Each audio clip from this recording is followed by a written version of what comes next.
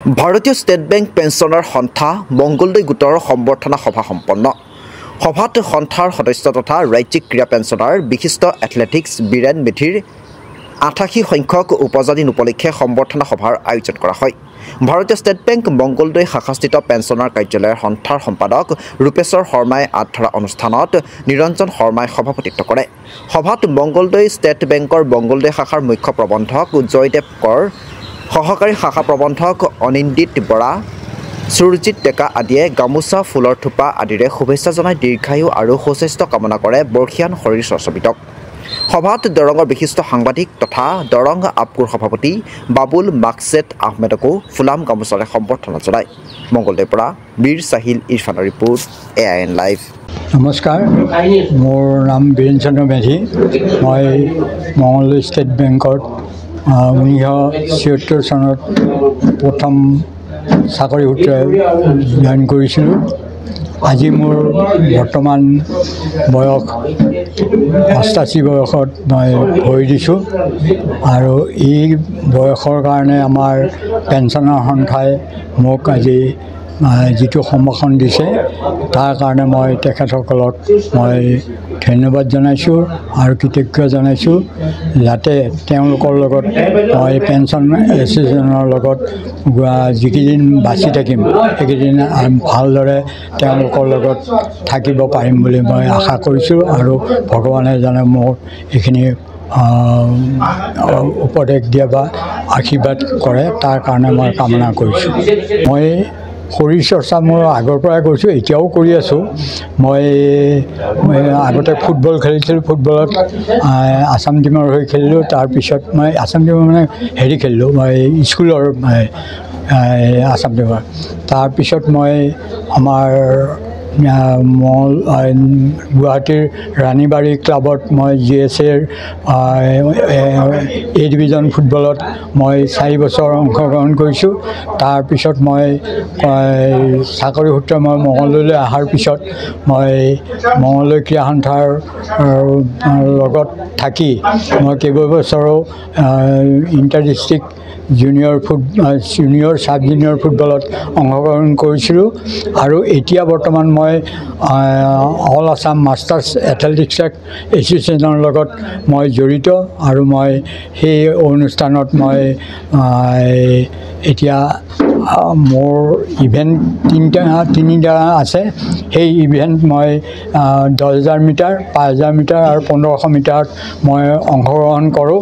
তাত মই ডিষ্ট্ৰিক্টতো মই গোটেইকেইটাত ফাৰ্ষ্টেই হওঁ আৰু ষ্টেট নেশ্যনেলতো মই প্ৰায় গোটেইকেইটাতে মই ফাৰ্ষ্ট ছেকেণ্ড হ'বলৈ মই সক্ষম হৈ আছোঁ আৰু এতিয়াও মই প্ৰেক্টিছ কৰি আছোঁ।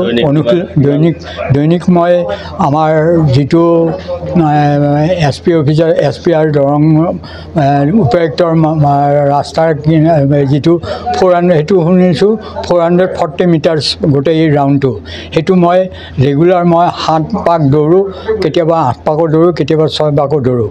কাৰণ মোৰ এতিয়া মৰিগাঁৱত ইণ্টাৰ ডিষ্ট্ৰিক্ট হ'ব ডিচেম্বৰৰ 18, 19, 20লৈ তাত অংশগ্ৰহণ কৰি তাত যেতিয়া মই যদি প্ৰভুৱে মোক দয়া কৰে তাত যদি মই ভাল ৰিজাল্ট কৰিব পাৰোঁ মই নেশ্যনেল খেলিবলৈ যাম।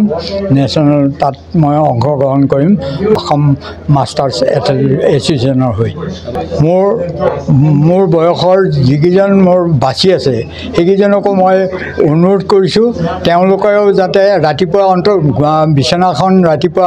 বিচনাখনক এৰি মই বিচনাৰ মৰমটো ত্যাগ কৰি ৰাতিপুৱা যদি অকণমান ৰাস্তাত ওলাই ফিল্ডত যদি যোৱাৰ অসুবিধা হয়, ৰাস্তাত আহিলে ৰাস্তাত অন্ততঃ আধা ঘণ্টা 45 মিনিট যদি ৱাকেবল বা খোজকাঢ়ি থাকে তেওঁলোকৰ বহুত শৰীৰটো এক্টিভ হ'ব।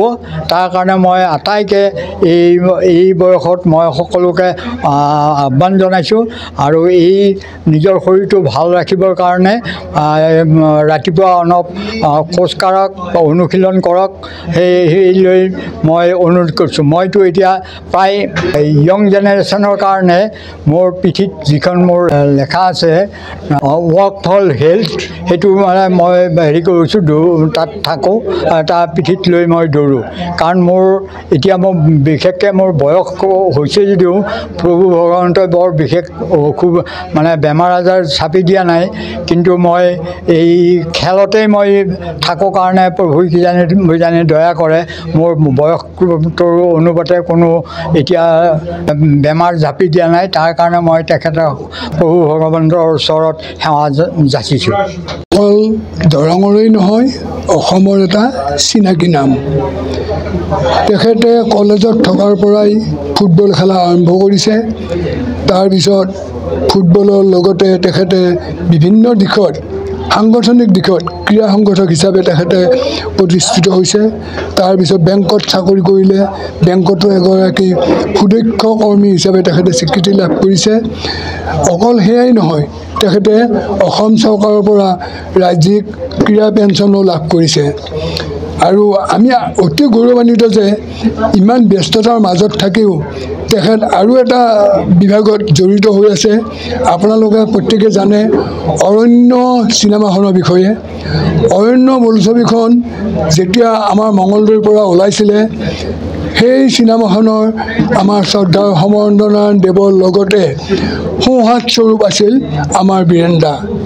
গতিকে বীৰেন দাৰ বিষয়ে আমি আৰু কিমান গুণানুকীৰ্তন কৰিম। তেখেতৰ আজি এই ৮৮ সংখ্যক উপজা দিনত তেখেতৰ সুস্বাস্থ্য আৰু দীৰ্ঘায়ু কামনা কৰিছোঁ। আৰু তেখেত সদায় অসমৰ বা দৰঙৰ বা আমাৰ বেংকৰ পেঞ্চনাৰসকলৰ বা বেংকৰ কৰ্মচাৰীসকলৰ আদৰ্শ হৈ থাকক।